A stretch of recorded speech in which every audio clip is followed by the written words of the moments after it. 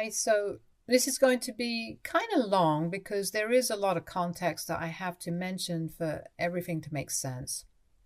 I, 33, female, got divorced a couple of months ago, but it had been in the works for almost a year. I met my ex-husband, James, through friends when I was 25, and after dating for 2 years, we decided to move in together and get married. His family was a little conservative and traditional and did not approve of live-in relationships, so we had to get married if we wanted to stay together, and I really liked James. So I didn't see a problem marrying him. My parents were also on board with that decision, and so we got married. Within a year of living together, I found out that I was pregnant and we were overjoyed. It felt like our family was really coming together and everything was kind of falling into place. But unfortunately, when I announced that I was pregnant, my in-laws started pressuring me to quit my job and focus on being a mother. It didn't make it any easier that my job was not very lenient with the maternity leave, and since it hadn't really been a long time that I had been working with them, my maternity leave would be especially short. So at the time, I weighed the pros against the cons and decided to quit my job. It was not a decision that I made alone. Everybody had been a part of it.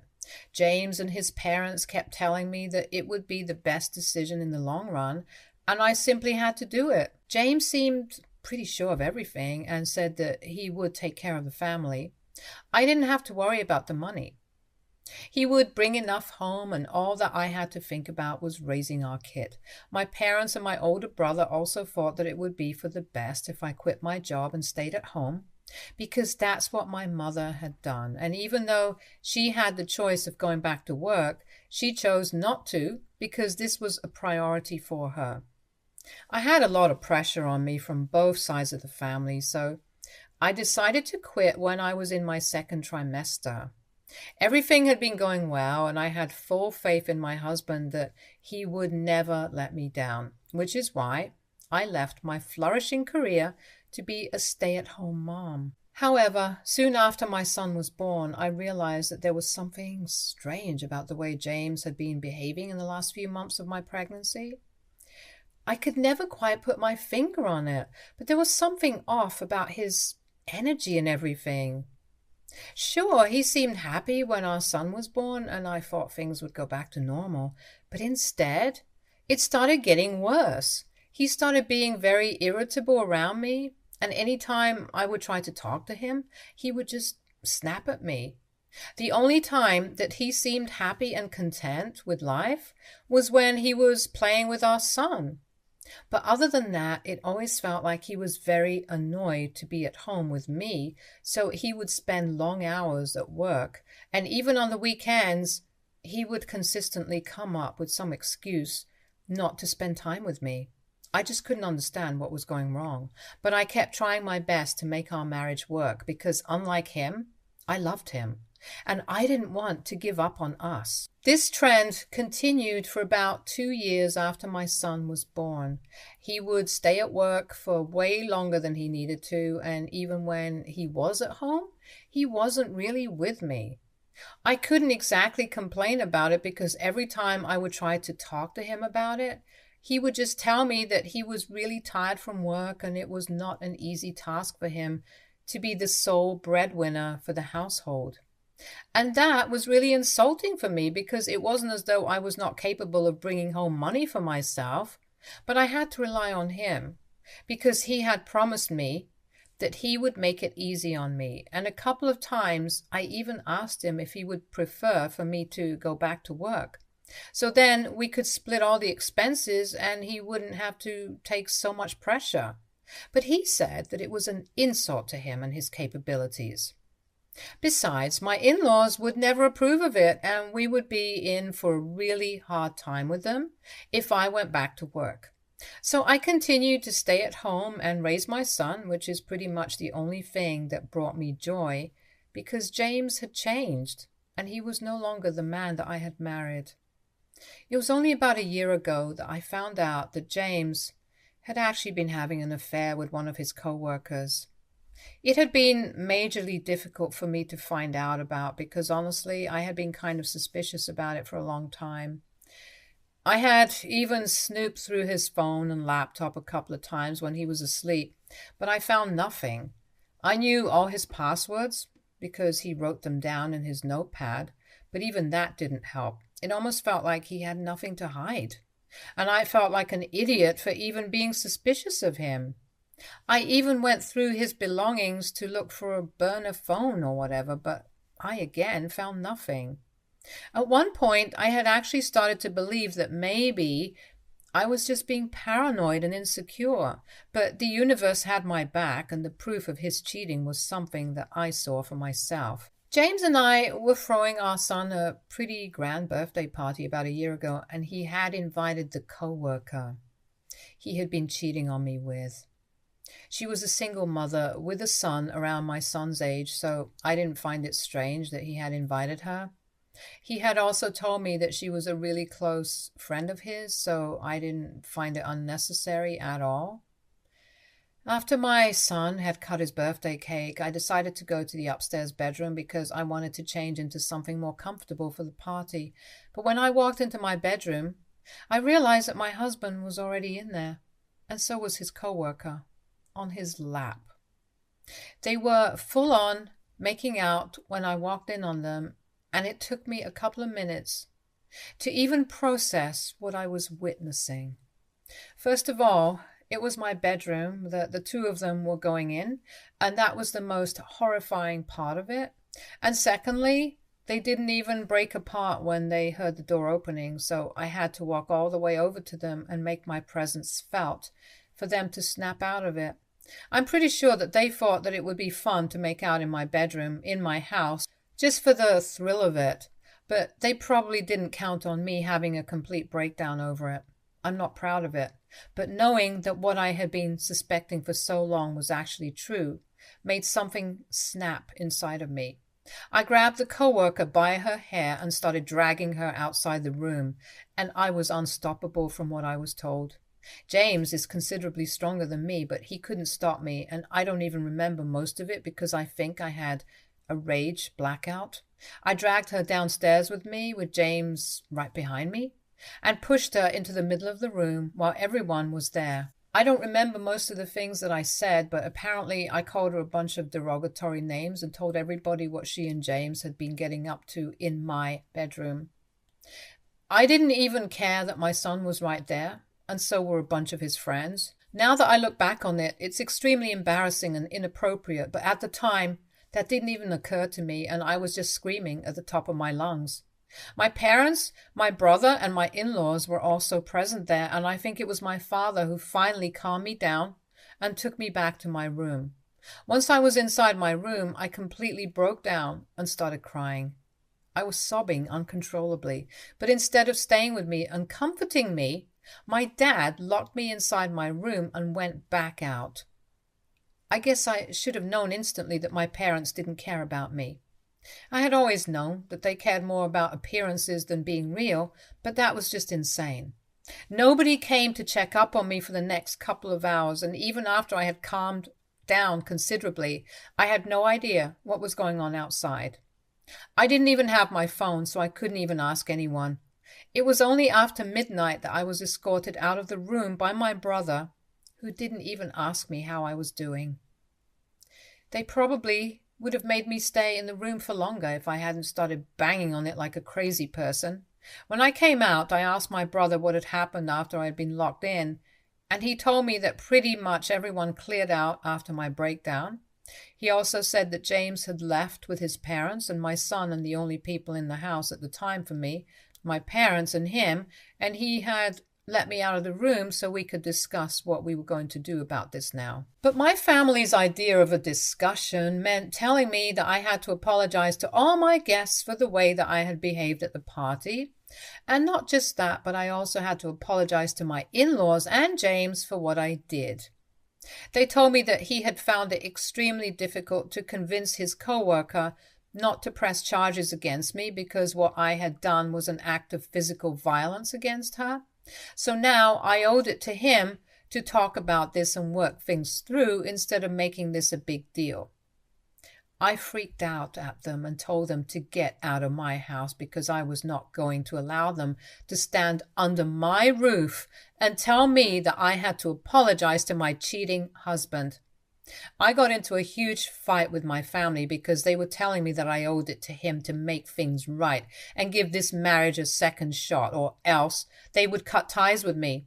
So I told them to go ahead because I had reached a point where I couldn't care less about what anybody else thought of me. I was going to file for divorce and get out of this mess, and I didn't need anybody's permission for it. So I contacted the lawyer the very next day and filed for divorce within a week of the incident. James was served soon after, and he actually had the audacity to be disappointed and shocked. He came back home the day that he was served with the divorce papers and demanded an explanation. I told him that there was no way that I was going to take him back after what he had done and the way he had insulted me.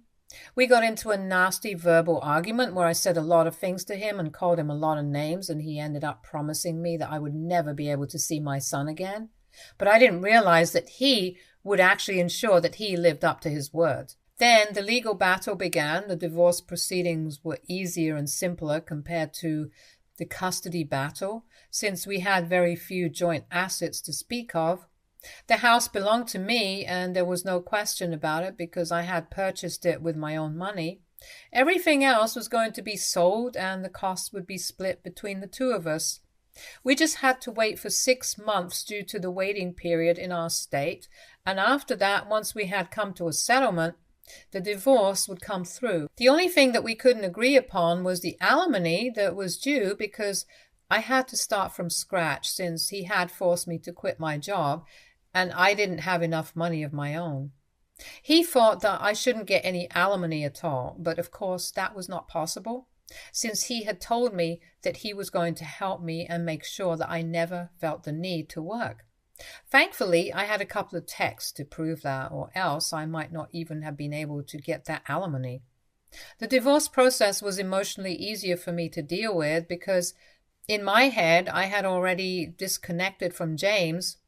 But the custody battle is what really screwed me up because unfortunately my parents and my brother decided to stab me in the back for money. My ex-husband and his lawyer were horrible people who started making a case against me for being a terribly careless and psychotic mother to prove that I was not capable enough of handling the task of raising my son on my own. So James and his parents were supposed to have full custody. Now, I assumed that my parents and brother had to be bought out by my ex-in-laws because they were seriously loaded, and I couldn't think of any other explanation as to why they would turn on me. In fact, I'm pretty sure that they even started sucking up to my in-laws in the first place because of their money. Anyway, James accused me of being incapable and unfit to raise our son and demanded full custody because apparently I was a functioning alcoholic with serious anger issues. They made up several incidents where apparently I had lost my temper and put my son at risk of being hurt. Of course, none of that had ever happened, but they needed something to make me look like the bad guy. I thought that at least some people would be on my side on this, but all my friends decided to take his side on this. And I think a lot of that had to do with my breakdown at my son's birthday party. But the worst betrayal of it all was when my parents and my brother also testified in court against me and claimed that I needed rehab and serious intensive therapy before I was even allowed to be near my son, because I was clearly not in my right state of mind.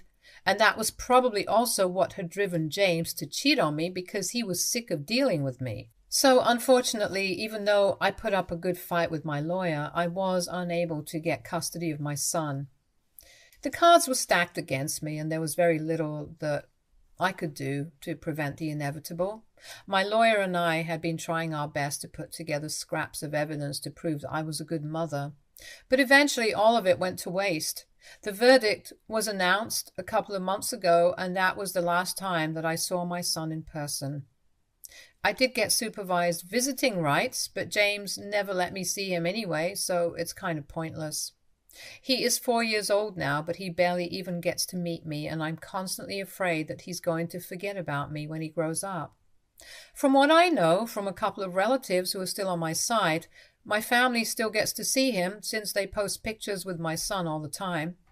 James and my son are still living with my in-laws, and basically everybody gets to see him but me. I can't imagine something more heartbreaking than that. I had been living solely off of the memories of my son and myself and believing that at least he was taken care of by James, because I don't think I would have been able to give him a nice life on my salary since I'm just starting out. I was able to get a job in my friend's company, but it's a startup and they don't really make much as of now. So my salary is not what one would expect from a woman in her 30s. And even the other employees there are all in their early 20s, just there for the experience so they can move on to better opportunities. I do get alimony every month, but it's really not enough because I still have to maintain the lifestyle I was living before, and I can't exactly live like a bachelor and cut costs. But this is all I have right now because of the massive gap in my resume. I had believed that once I cleaned up my act, I would apply for shared custody again, and maybe I would stand a chance then. But the opportunity literally fell into my lap a couple of weeks ago when my parents reached out to me after months of not being on speaking terms to ask me for help. The help that they needed was that they needed me to bail them out because, surprisingly, James was not the wonderful guy that they had believed him to be. My brother sent me an email saying that I needed to come over to their place ASAP because they had realized something huge and they wanted me to know because they were sick of hiding things from me and wanted to be a part of my life again. I tried to ignore that email that day, but I couldn't stop thinking that maybe this would help me with my son. So I went over to their place in the evening.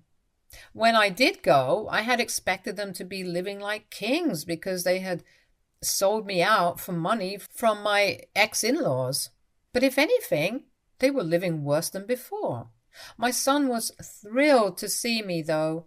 So that was the cherry on top of a fantastic evening. And when I visited my family that day, they literally started begging for forgiveness as soon as I walked in the door, because apparently they had realized how badly they had screwed up, and there was no going back. But still, they wanted me to forgive them. After the divorce, when they approached my ex-in-laws and James to ask about the money that they had been promised, James told my family that that was not happening anymore. Apparently, it had only been insinuated that they would be compensated handsomely if they turned against me and testified in their favor, but there was nothing in writing to prove it. And if my family tried to backtrack and tell me about all of this, then they would just make sure that they never saw my son again. So for the sake of my son, they decided to keep their mouth shut, even though they were not even getting paid for it, like they had been promised. But it got worse, because they had been used terribly, and not only had they been manipulated to testify against me, but they were also being treated like free babysitters. James would drop our son off at my parents' place every single day, and they had to watch him while sacrificing their own time. It was highly inconvenient because even my dad and my brother had jobs to attend to. And my mother couldn't handle all the household work and looking after her grandson all by herself because she was getting old. So either my dad or my brother would have to work from home every day, and it was becoming really difficult for them, which is why they had contacted me to finally put an end to this. Apparently, they wanted to strike a deal with me and said that if I gave them the money that my ex-in-laws promised them, they would take my side this time in court and make sure that I got custody of my son. I was about to suggest this myself, but honestly, it was not surprising that they did it. My family had always been very materialistic, and even more so now that my dad's business had failed and they were back to working jobs for other people. Obviously, they would want money more than ever now because my dad wanted to retire, but he didn't even have enough money put aside since he had put all his money into the business and it went on to fail. They said that they could concoct some story about how they had been pressured and coerced into testifying against me so they couldn't be charged with perjury while under oath. But little did they know that I didn't actually need help anymore. I had been recording everything that they had said right from the second I set foot into the house because I knew that there was something messed up going on and I didn't want to take any risks. So I had everything on record anyway, but nevertheless, I told my family to send me the screenshots, if they had any, to prove that they had been used and lied to. And then I told him that I would help them out and then left. I had already seen my son and I had more than enough proof to file for custody again. So that's what I did the next day with my lawyers, and this time I was prepared. The custody case is still ongoing, but one thing is for sure. I'll be able to prove that none of the things that James had accused me of had been true, and my family had been lying about everything all along. I've already played the recording, and that has swayed things in my favor considerably. James and his lawyer are literally scrambling for evidence in their favor, and I am taking it all in and enjoying the show because this is what they had put me through last time, and now I get to do it to them. It's karma at its finest, and I couldn't be happier about it. The only thing that's been less than ideal, they have been claiming that I have also used them just like James did, and that I had no right to record them without their consent and use it against them. But in my state, it's completely okay and admissible in court, so I didn't understand what they were referring to until they told me that I had betrayed their trust by recording them. These are bold words from people who betrayed my trust first by taking my ex-husband's side in the custody case. They believed that what I did was wrong because what they had done was out of necessity. They needed the money, but I didn't need to screw them over and put them at risk of perjury because they had already agreed to help me out and testify against James and his family, so I didn't have to go behind their backs. They've been texting me relentlessly, and it's getting harder for me to ignore. So AITA for going behind my family's back and putting them at risk of being charged with perjury? Update 1. Hello everyone. The custody case is still ongoing, and James and his lawyer are trying their very hardest to prove that they have been telling the truth because, of course, they might be facing charges and that's a felony, so they might get jail time. But that's really not my concern right now, and it shouldn't have been at any point. I don't even know why I was getting worried about my parents when they clearly didn't worry about me when it was my turn.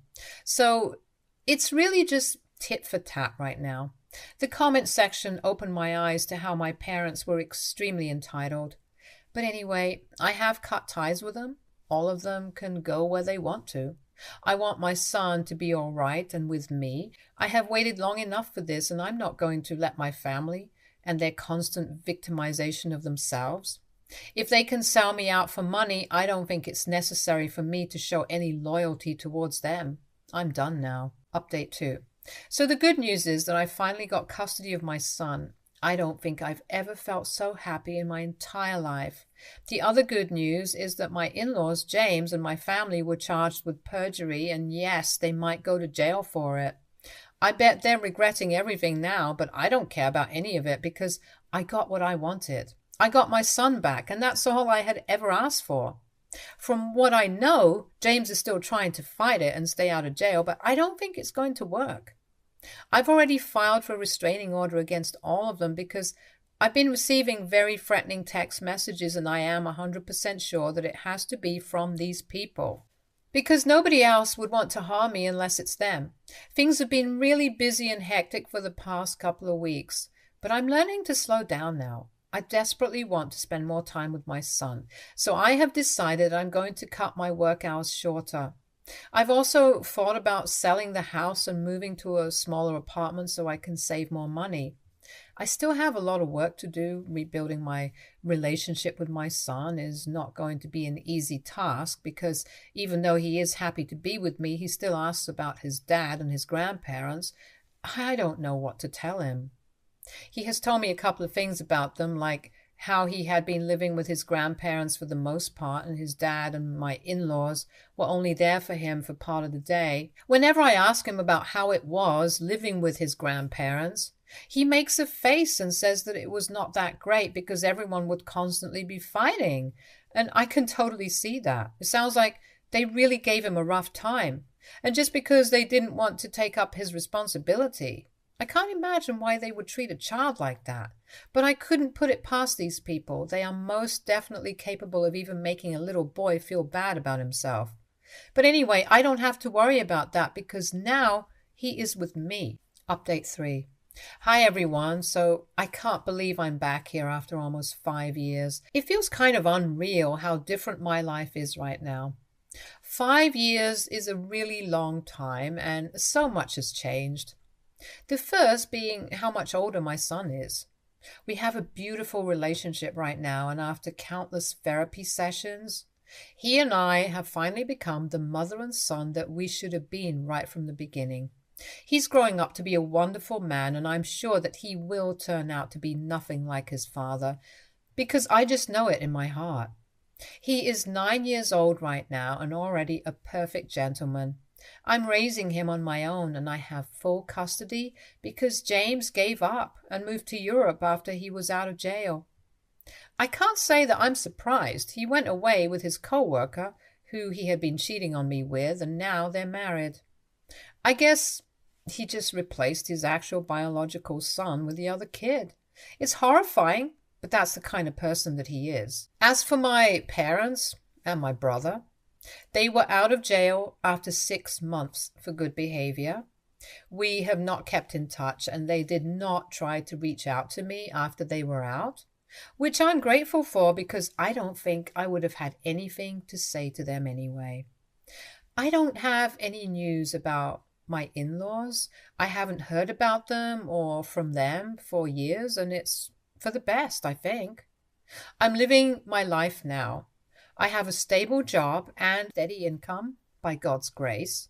I'm still working at the company that I started out with my friend's business, and it's doing pretty great. So, life turned out well for me and my son, and it's more than what I could have asked for. I'm truly grateful for everything. Stay tuned for more stories from our girl,